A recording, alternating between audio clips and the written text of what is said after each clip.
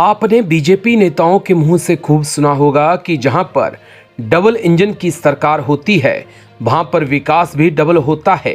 लेकिन इंजन को चलाने वाले पायलट ही अगर इंजन की रफ्तार पे सवाल खड़े कर दें तो क्या होगा।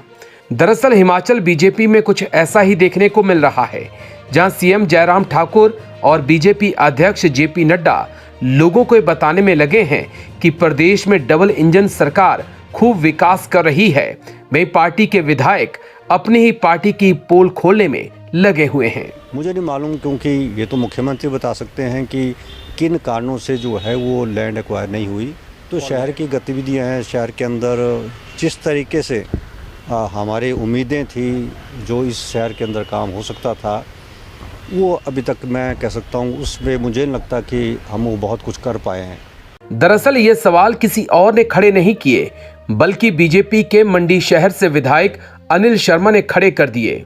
उन्होंने प्रदेश की जयराम ठाकुर सरकार पर संगीन आरोप लगाते हुए कहा कि उनकी विधानसभा में उम्मीदों के अनुरूप विकास का काम नहीं चल रहा और सरकार काम में लेट लतीफी करने में लगी हुई है।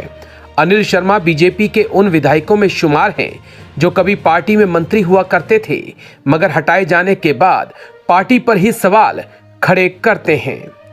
प्रदेश में चुनाव नजदीक हैं और जनता को लुभाने के लिए सभी पार्टियां लगी हुई हैं।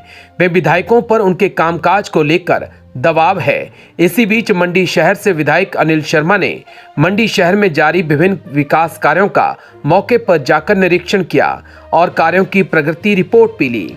इस दौरान उन्होंने बाईपास निर्माण को लेकर खासी नाराजगी जताई। क्यों नाराज हैं अनिल शर्मा और कैसे अपनी सरकार पे बोला हमला, सुनिए आप। क्योंकि ये मैंने आईआईटी से इसका पूरा प्लान जो है बना के रखा था।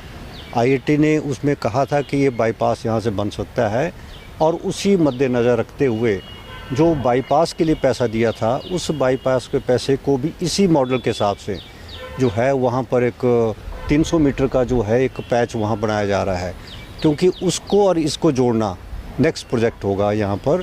जिससे कि मैंने इस बात को भी कहा था कि जो हमारा सर्किट हाउस को जो हमारा टर्न है, इसके लिए भी मैंने कई बार मुख्यमंत्री से कहा। जब मैं मंत्री था उस वक्त भी मैंने प्रयास किया था कि वहाँ वाइडनिंग का काम हो जाए, क्योंकि स्कूल बाज़ार हमारा खुला हो चुका है। थोड़ा सा जगह जो प्राइवेट ज़मीन है उसमें भी कहा गया था, उस वक्त प्राइवेट जो मालिक है उन्होंने कहा कि हम देने को तैयार हैं, और कागजी कार्रवाई काफ़ी आगे तक पहुँच गई थी।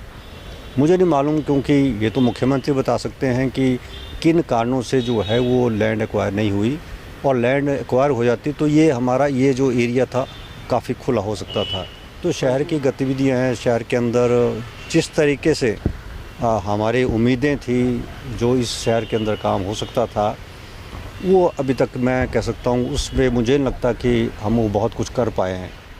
विधायक अनिल शर्मा ने कहा कि जब उन्होंने सरकार को शहर के खलियार में एक बड़े ग्राउंड के निर्माण का प्रपोजल दिया तो सरकार ने उसमें आनाकानी की, लेकिन जब प्रधानमंत्री का कार्यक्रम हुआ तो उसी स्थान पर सैकड़ों गाड़ियों के लिए अस्थायी पार्किंग बना डाली।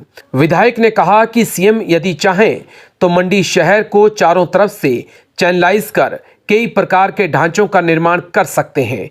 उन्होंने कहा कि विधायक होने के नाते सरकार से अपने क्षेत्र के विकास की बात करना उनका हक है। आपको बता दें कि अनिल शर्मा जब बीजेपी सरकार में मंत्री थे तो उनके बेटे आश्रय शर्मा ने मंडी लोकसभा सीट से कांग्रेस की टिकट पे चुनाव लड़ा था। तभी से अनिल शर्मा हाशिए पे चल रहे हैं।